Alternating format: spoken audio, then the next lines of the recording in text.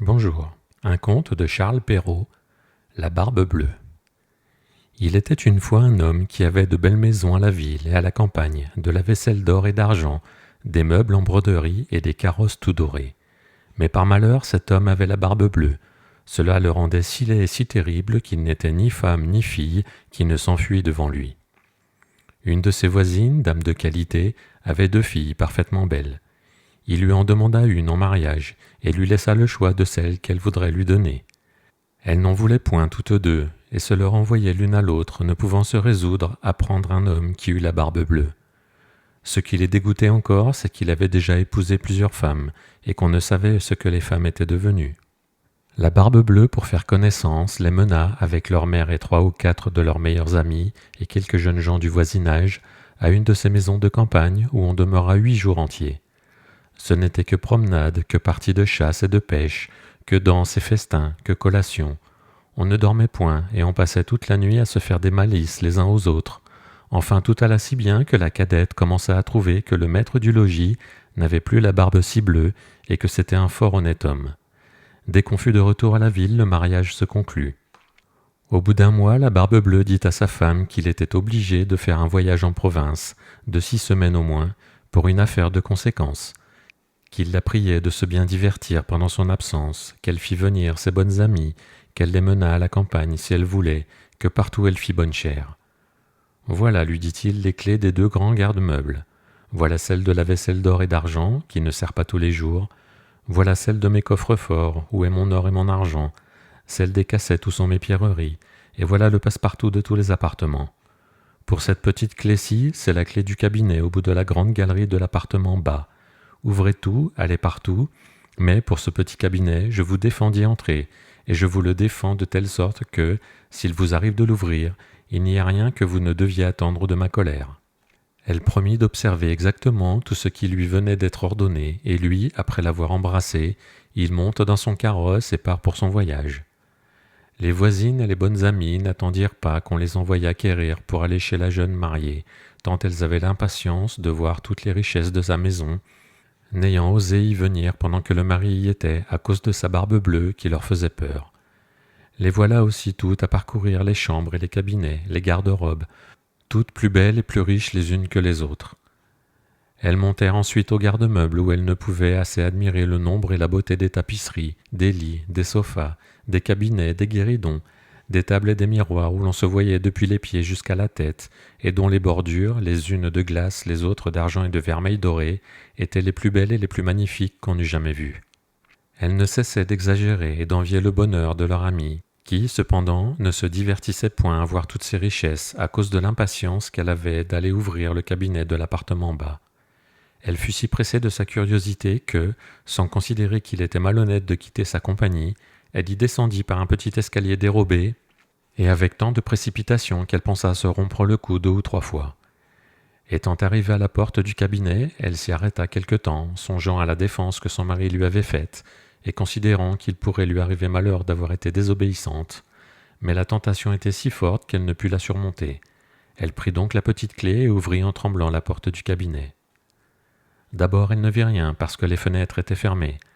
Après quelques moments, elle commença à voir que le plancher était tout couvert de sang caillé, et que dans ce sang se miroitaient les corps de plusieurs femmes mortes et attachées le long des murs. C'étaient toutes les femmes que la barbe bleue avait épousées et qu'il avait égorgées l'une après l'autre. Elle pensa mourir de peur, et la clé du cabinet, qu'elle venait de retirer de la serrure, lui tomba de la main. Après avoir un peu repris ses esprits, elle ramassa la clé, referma la porte, et monta à sa chambre pour se remettre un peu, mais elle n'en pouvait venir à bout tant elle était émue. Ayant remarqué que la clé du cabinet était tachée de sang, elle l'essuya 2 ou 3 fois, mais le sang ne s'en allait point. Elle eut beau la laver et même la frotter avec du sablon et avec du grès, il y demeura toujours du sang car la clé était faite et il n'y avait pas moyen de la nettoyer tout à fait. Quand on ôtait le sang d'un côté, il revenait de l'autre.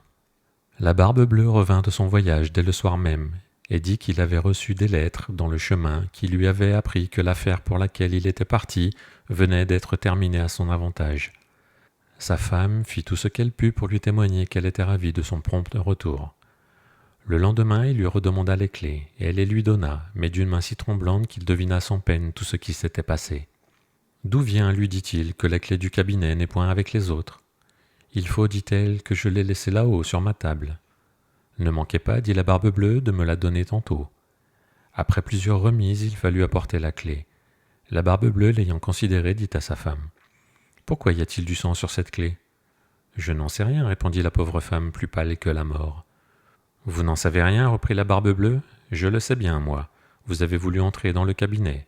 Eh bien, madame, vous y entrerez et irez prendre votre place auprès des dames que vous y avez vues. » Elle se jeta aux pieds de son mari en pleurant et en lui demandant pardon, avec toutes les marques d'un vrai repentir de n'avoir pas été obéissante. Elle aurait attendri un rocher, belle et affligée comme elle était, mais la Barbe-Bleue avait le cœur plus dur qu'un rocher. « Il faut mourir, madame, lui dit-il, et tout à l'heure. »« Puisqu'il faut mourir, répondit-elle en le regardant les yeux baignés de larmes, donnez-moi un peu de temps pour prier Dieu. »« Je vous donne un demi-quart d'heure, reprit la Barbe-Bleue, mais pas un moment davantage. » Lorsqu'elle fut seule, elle appela sa sœur et lui dit: « Ma sœur Anne, car elle s'appelait ainsi, monte, je te prie, sur le haut de la tour pour voir si mes frères ne viennent point. Ils m'ont promis qu'ils me viendraient voir aujourd'hui, et si tu les vois, fais-leur signe de se hâter. » La sœur Anne monta sur le haut de la tour, et la pauvre affligée lui criait de temps en temps: « Anne, ma sœur Anne, ne vois-tu rien venir ?» Et la sœur Anne lui répondait: « Je ne vois rien que le soleil qui poudroie et l'herbe qui verdoie. » Cependant, la Barbe-Bleue, tenant un grand coutelas à sa main, criait de toute sa force à sa femme: « Descends vite, ou je monterai là-haut. »« Encore un moment, s'il vous plaît, lui répondait sa femme, et aussitôt elle criait tout bas: « Anne, ma sœur Anne, ne vois-tu rien venir ?» Et la sœur Anne répondait: « Je ne vois rien que le soleil qui poudroie et l'herbe qui verdoie. »« Descends donc vite, criait la Barbe-Bleue, ou je monterai là-haut. »« Je m'en vais, répondait la femme, et puis elle criait: « Anne, ma sœur Anne, ne vois-tu rien venir ?»« Je vois, répondit la sœur Anne, une grosse poussière qui vient de ce côté-ci. »« Sont-ce mes frères ?»« Hélas non, ma sœur, c'est un troupeau de moutons. »« Ne veux-tu pas descendre ?» criait la Barbe-Bleue. « Encore un moment, répondait sa femme, et puis elle criait: « Anne, ma sœur Anne, ne vois-tu rien venir ?»« Je vois, répondit-elle, 2 cavaliers qui viennent de ce côté-ci, mais ils sont bien loin encore. »« Dieu soit loué, s'écria-t-elle un moment après, ce sont mes frères. Je leur fais signe tant que je puis de se hâter. » La Barbe-Bleue se mit à crier si fort que toute la maison en trembla. La pauvre femme descendit et alla se jeter à ses pieds, tout éplorée et tout échevelée. « Cela ne sert de rien, dit la Barbe-Bleue, il faut mourir. » Puis, la prenant d'une main par les cheveux et de l'autre levant le coutelas en l'air, il allait lui abattre la tête. La pauvre femme, se tournant vers lui et le regardant avec des yeux mourants, le pria de lui donner un petit moment pour se recueillir. « Non, non, dit-il, recommande-toi bien à Dieu. » Et levant son bras... Dans ce moment, on heurta si fort à la porte que la Barbe-Bleue s'arrêta tout court. On ouvrit, et aussitôt on vit entrer 2 cavaliers qui, mettant l'épée à la main, coururent droit à la Barbe-Bleue. Il reconnut que c'étaient les frères de sa femme, l'un dragon et l'autre mousquetaire, de sorte qu'il s'enfuit aussitôt pour se sauver. Mais les 2 frères le poursuivirent de si près qu'ils l'attrapèrent avant qu'il pût gagner le perron. Ils lui passèrent leur épée au travers du corps et le laissèrent mort. La pauvre femme était presque aussi morte que son mari, et n'avait pas la force de se lever pour embrasser ses frères. Il se trouva que la Barbe-Bleue n'avait point d'héritier, et qu'ainsi sa femme demeura maîtresse de tous ses biens. Elle en employa une partie à marier sa sœur Anne avec un jeune gentilhomme dont elle était aimée depuis longtemps, une autre partie à acheter des charges de capitaine à ses 2 frères, et le reste à se marier elle-même à un fort honnête homme qui lui fit oublier le mauvais temps qu'elle avait passé avec la Barbe-Bleue. Moralité. La curiosité, malgré tous ses attraits, coûte souvent bien des regrets. On en voit tous les jours 1000 exemples paraître.